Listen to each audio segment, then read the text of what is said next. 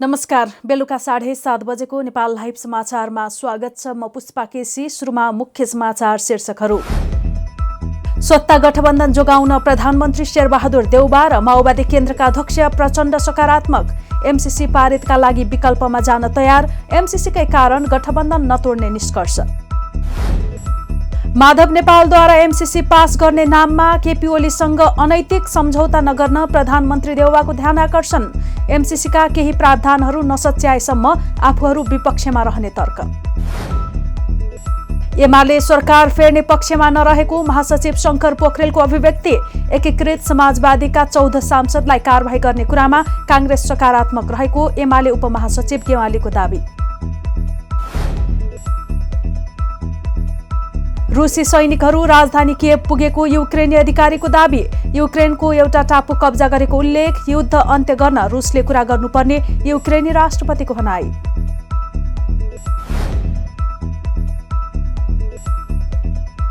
र रुसी आक्रमणको विरोधमा युरोपेली क्लब र खेलाडी। युक्रेनमाथि आक्रमण गरेपछि च्याम्पियन्स लिग फुटबलको फाइनल खेल रुसमा नहुने फ्रान्समा सर्यो। सामान राम्रो छ, ढुक्क हुनुहोस्। थाहा छ त्यसैले त यही लिन आएको। गुणस्तरीय प्लम्बिङको भरपर्दो नाम मार्बल।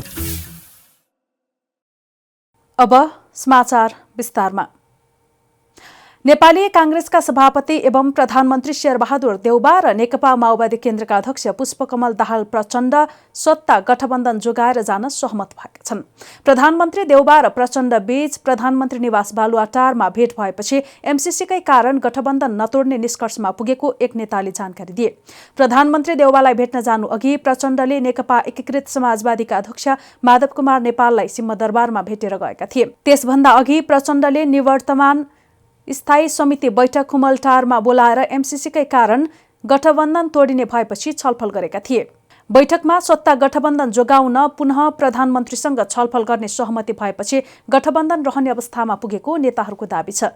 एमसीसी पारित गर्न सत्ता गठबन्धन विकल्पमा जान तयार भएपछि तत्काल गठबन्धन नतोडिने भएको हो।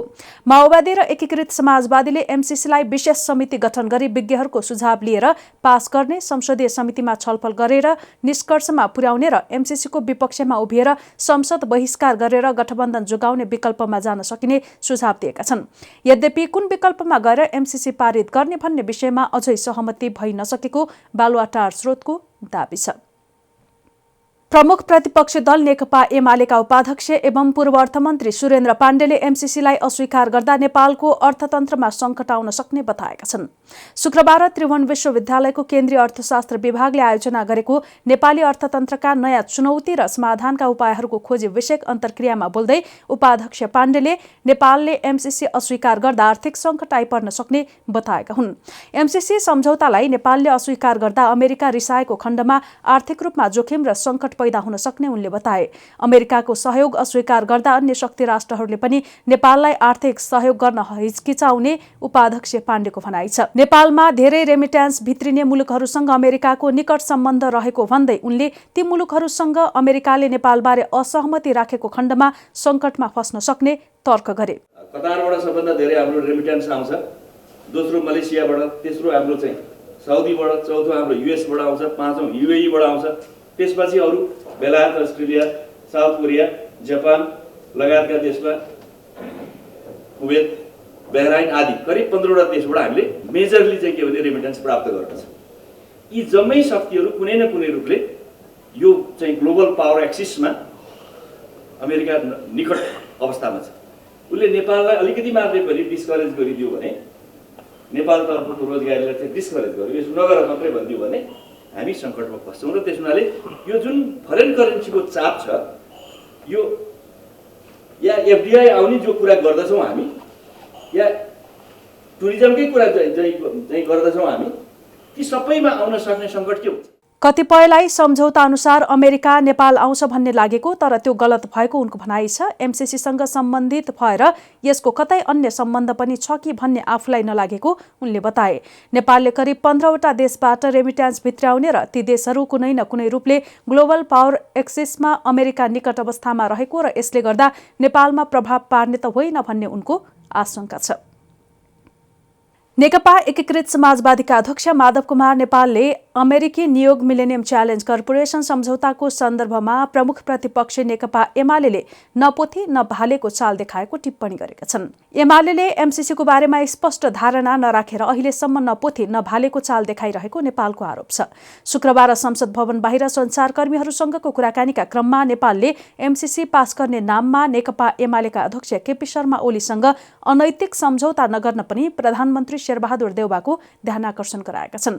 नेकपा एमाले एमसीसीमा आफ्नो पार्टीको सहयोग चाहिए सभामुख अग्निप्रसाद सापकोटा र आफ्नो पार्टीले कारबाही गरेका 14 जना सांसदहरूलाई बर्खास्त गर्नुपर्ने शर्त राखेकोमा नेपालले दुःख व्यक्त गरे। नेता नेपालले प्रधानमन्त्री देउवालाई हतारमा निर्णय नलिन र एमसीसीका केही प्रावधानहरू नसच्याएसम्म आफूहरू विपक्षमा रहने स्पष्ट पारेको पनि बताए। स्वाभाविक रूपमा यथास्थितिमा हामी एमसीसी पास गर्ने पक्षमा छैन र यिनै सबै परिप्रेक्ष्यमा मैले पनि प्रधानमन्त्री शेरबहादुरजीलाई भनेको छु कि कुनै कुराहरू हतारमा नगर्नुहोस्, बसेर छलफल गर्नुहोस् र केपी ओलीसँग अनुचित सम्झौता गर्ने काम नगर्नुहोस्। हाम्रो विरुद्धमा समर्थन पाउने नाउँमा सीमा नागेर नजानुहोस् भनेको छु। आजै म धनगढीबाट आएँ, आएर प्रधानमन्त्रीले आग्रह गरेँ कि बैठक आज स्थगित गर्नुहोस्, बसेर छलफल गरौँ, छलफल गरेर नेपालको हित र हक अधिकार सुरक्षित हुने कुरा प्रत्याभूति गरेर हामी नेपालको हितमा अगाडि बढौँ। एमसीसीका सन्दर्भमा केही कुराहरू मिलाउन आवश्यक रहेको अध्यक्ष नेपालले बताएका छन्। प्रमुख प्रतिपक्ष दल नेकपा एमालेका महासचिव शंकर पोखरेलले सरकार परिवर्तन गर्ने पक्षमा आफ्नो पार्टी नरहेको स्पष्ट पारेका छन्। महासचिव पोखरेलले सभामुख अग्निप्रसाद सापकोटा पदीय दुरुपयोग गरेर आफ्नो पार्टी विभाजनमा सामेल भएको उल्लेख गर्दै उनी नहटेसम्म संसद सञ्चालन गराउन नसकिने पार्टीको अडान पनि दोहोर्याए। शुक्रबार स्थानीय तह निर्वाचन प्रायोजनका लागि दल दर्ता गर्न निर्वाचन आयोग पुगेका उनले सञ्चारकर्मीहरूले राखेका जिज्ञासाका जवाफ दिने क्रममा सत्तारूढ गठबन्धनले आफ्नो पार्टीको माग सम्बोधन गर्ने बित्तिकै संसद सुचारू हुने र एमसीसीका विषयमा पनि पार्टीले आवश्यक निर्णय लिने बताए। गैरकानूनी ढंगले पदीय दुरुपयोग गरेर आफ्नो पार्टी विभाजन गराउने काममा सामेल हुने सभामुख सापकोटाले पदबाट राजीनामा दिनुपर्ने पार्टीको माग रहेको महासचिव पोखरेलको भनाइ छ। गैरकानूनी तरिकाबाट दल विभाजन गर्ने जुन प्रयास भयो त्यो प्रयासमा केही निकायहरू दुरुपयोग भयो। खास गरी चाहिँ सभामुखले आफ्नो पदीय मर्यादा पालना गर्न सक्नु भएन, दोहोरो मापदण्डको प्रयोग गर्नुभयो। त्यस अर्थमा सभामुखको भूमिका निर्वाह गर्ने कुरामा उहाँले पदीय आचरण पुरा गर्न सक्नु भएन भन्ने अर्थमा उहाँलाई हामीले आफ्ना गल्तीहरू सच्याउन वा मार्ग प्रशस्त गर्नका लागि बारम्बार भन्दै आएका छौँ। त्यस अर्थमा म तपाईँहरूका बिचमा के भन्न चाहन्छु भने सत्ता गठबन्धनले हाम्रो यो मागलाई सम्बोधन गर्ने बित्तिकै स्वाभाविक रूपमा संसदको प्रक्रिया सुचारू हुन्छ र हामी संसदभित्र प्रवेश गर्ने हरेक बिजनेसहरूमा छलफल गर्न र निर्णय प्रस्तुत गर्नका लागि तयार नै छौँ। यसैबीच नेकपा एमालेका उपमहासचिव प्रदीप गेवालीले आफूहरूले उठाउँदै आएको 14 सांसद कारबाही र सभामुख अग्नि सापकोटा स्टेप डाउन हुनुपर्ने कुरामा नेपाली कांग्रेस सकारात्मक रहेको दावी गरेका छन्। शुक्रबार संघीय संसद भवन बाहिर सञ्चारकर्मीसँग कुरा गर्दै गेवालीले पछिल्लो समय आफ्नो पार्टी र सत्तारूढ कांग्रेसको बीचमा सकारात्मक छलफल अगाडि बढेको बताए। पछिल्लो समय उहाँहरू जसरी अप्ठ्यारोमा पर्नुभयो यसले पछिल्लो समय हेर्दा छलफलहरू ठिकै ढङ्गले अगाडि बढेको छ, तर मूर्त र त्यसले चाहिँ आकार लिइसकेको अवस्था छैन। सदन खोल्नका लागि हामीले भन्दै आएका कुराहरू तपाईँलाई थाहा छँदैछ। 14 जना सांसदहरू जसले अनुशासनको उल्लङ्घन गर्नुभयो उहाँहरूको कारबाहीको सूचना टाँस हुनुपर्छ र यसो नगर्ने सभामुख जो हुनुहुन्छ उहाँले स्टेप डाउन गर्नुपर्छ। त्यसो भयो भने हामी पार्लिमेन्टमा जान पाउँछौँ, सम्पूर्ण सहभागी हुन पाउँछौँ, अगाडि बढ्न सकिन्छ भन्ने हाम्रो त्यो भनाइ यथावत छ। यसमा अब सामान्यतया उहाँहरू सकारात्मक देखिनु भएको छ। अमेरिकासँगको अनुदान सम्झौता एमसीसीलाई गिजोलेर सत्तारूढ गठबन्धनले भू राजनीतिक विषय बनाएको गेवालीको भनाइ छ। बिना पासपोर्ट र टिकट नभएका व्यक्ति त्रिभुवन अन्तर्राष्ट्रिय विमानस्थलभित्र प्रवेश गरी कतार जान लागेको विमानमा चढेको घटनाको छानबिन गर्न समिति गठन भएको छ। गृह मन्त्रालयले अध्यागमनका महानिर्देशक नारायण प्रसाद भट्टराईको संयोजकत्वमा 9 सदस्यीय समिति गठन गरेको हो। छानबिन गरेर 1 साताभित्रमा प्रतिवेदन पेश गर्न समितिलाई निर्देशन दिएको गृहका प्रवक्ता फणेन्द्र मणि पोखरेलले जानकारी दिए। विमानस्थलको सुरक्षा अवस्था, विभिन्न निकायको कार्यविभाजन, कमजोरी सुधारका उपाय सहित औल्याएर प्रतिवेदन पेश गर्न निर्देशन दिएको प्रवक्ता पोखरेलले जानकारी दिए। फागुन 9 गते राति पौने 11 बजेतिर त्रिभुवन अन्तर्राष्ट्रिय विमानस्थलबाट कतारको राजधानी दोहा जान लागेको नेपाल वायुसेवा निगमको जहाजमा एक युवक चढेका थिए। विमानका कर्मचारीले उनको कागजात जाँच गर्ने क्रममा पासपोर्ट, टिकट समेत नपाइएपछि विमानस्थल सुरक्षामा चरम लापरवाही भएको पाइएको थियो। कागजात नभेटिएपछि ती युवकलाई विमानबाट झारिएको थियो। यसरी बिना कागजात विमानसम्म पुगेर कतार उड्न लागेको जहाज चढ्ने व्यक्ति थिए रौतहटका 18 वर्षीय हस्पम आलम। उनी यसरी बिना कागजात विमानमा चढेको यो पहिलो घटना भने होइन। करिब 1 महिना अघि पनि उनी यसै गरी विमानमा चढेका थिए।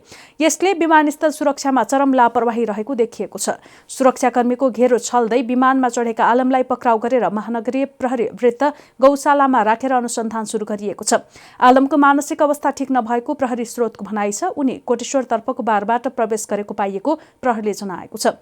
विमानस्थलको बाहिरी पेरिमिटरको सुरक्षा जिम्मा सेनाको भएकाले सेनाकै कमजोरीका कारण ती युवक विमानसम्म पुगेको प्रहरीको आरोप छ। हामी नेपाल लाइभ समाचारमा छौं। अब अन्तर्राष्ट्रिय समाचार।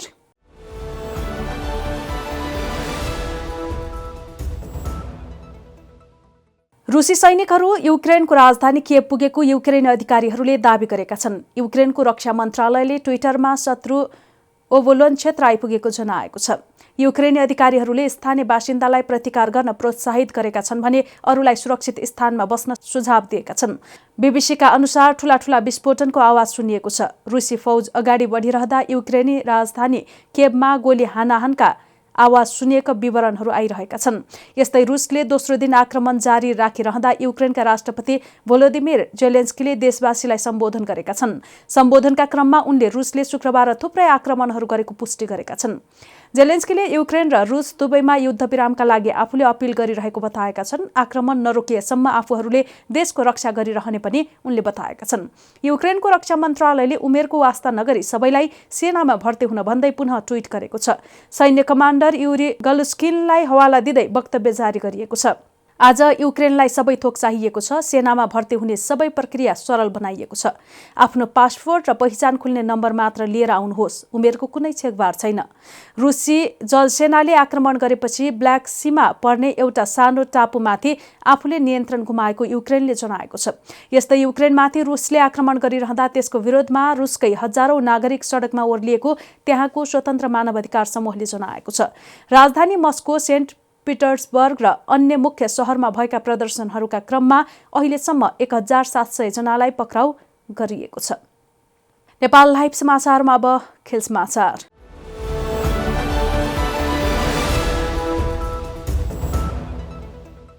रुसले युक्रेनमाथि आक्रमण गरेपछि च्याम्पियन्स लिग फुटबलको फाइनल खेल रुसमा नहुने भएको छ। अब फाइनल खेल फ्रान्समा हुने भएको छ। रुसको आक्रमणपछि युरोपियन क्लबका खेलाडी र समर्थकले रुसको विरोध गर्दै युक्रेनको समर्थन गरेका छन्। इटालियन क्लब एटलान्टाबाट खेलिरहेका युक्रेनी स्ट्राइकर रुस्लान मालिनोभस्कीले युरोपा लिगको खेलपछि युक्रेनमा युद्ध नगरौं लेखिएको टी सर्ट प्रदर्शन गरेका थिए। उनले 2 गोल समेत गरेका थिए। बार्सिलोना र नापोली बीचको खेलपछि दुवै क्लबका खेलाडीले युद्ध रोक्नुहोस् लेखिएको ब्यानर देखाएका थिए। यसअघि युरोपेली फुटबल क्लबहरूको सबैभन्दा ठूलो खेल पिटर्सबर्गमा मे 28 मा हुने कार्यक्रम तय भएको थियो। तर बिहीबारबाट रुसले युक्रेनमा आक्रमण थालेसँगै फाइनल खेल आयोजना स्थल फेरिएको छ। यूईएफए को शुक्रबार बसेको बैठकले फाइनल खेल फ्रान्समा गर्ने निर्णय गरेको हो। यसैबीच युक्रेनी फुटबलका महान हस्ती आन्द्रेई शेवचेन्कोले युद्ध जवाफ होइन भन्दै आफ्नो देशमाथिको आक्रमण रोक्न रुसलाई आह्वान गरेका छन्। युक्रेनका लागि सर्वाधिक अन्तर्राष्ट्रिय गोल गर्ने खेलाडीको सर्वकालीन सूचीमा सबैभन्दा अगाडि रहेका शेवचेन्को राष्ट्रिय टोलीका पूर्व मुख्य प्रशिक्षक पनि हुन्। विश्व फुटबलमै एउटा सम्मानित स्थान बनाउन सफल शेवचेन्कोले युक्रेनी जनताले शान्तिको पुनर्स्थापना बाहेक अरू केही नचाहेको बताए। रुसले सुरुमै अत्यन्तै आक्रामक युद्ध थालेको छ। म, मेरो परिवार र मेरा देशवासीहरू आक्रमणको छायामा त्रासका साथ बाँचिरहेका छौं, शेवचेन्कोले सामाजिक सञ्जालमा लेखेका छन्। सामान राम्रो छ, ढुक्क हुनुहोस्। थाहा छ त्यसैले त यही लिन आएको। गुणस्तरीय प्लम्बिङको भरपर्दो नाम मार्बल। नेपाल लाइभ समाचार सकिएको छ। समाचारको अन्त्यमा मुख्य समाचारका शीर्षकहरू फेरि एकपटक। सत्ता गठबन्धन जोगाउन प्रधानमन्त्री शेरबहादुर देउबा र माओवादी केन्द्रका अध्यक्ष प्रचण्ड सकारात्मक। एमसीसी पारितका लागि विकल्पमा जान तयार। एमसीसीकै कारण गठबन्धन नतोड्ने निष्कर्ष। माधव नेपालद्वारा एमसीसी पास गर्ने नाममा केपी ओलीसँग अनैतिक सम्झौता नगर्न प्रधानमन्त्री देउबाको ध्यान आकर्षण। एमसीसीका केही प्रावधानहरू नसच्याएसम्म आफूहरू विपक्षमा रहने तर्क। एमाले सरकार फेर्ने पक्षमा नरहेको महासचिव शङ्कर पोखरेलको अभिव्यक्ति। एकीकृत समाजवादीका 14 सांसदलाई कारबाही गर्ने कुरामा काङ्ग्रेस सकारात्मक रहेको एमाले उपमहासचिव गेवालीको दावी। रुसी सैनिकहरू राजधानी किएभ पुगेको युक्रेनी अधिकारीको दावी। युक्रेनको एउटा टापु कब्जा गरेको उल्लेख। युद्ध अन्त्य गर्न रुसले कुरा गर्नुपर्ने युक्रेनी राष्ट्रपतिको भनाई।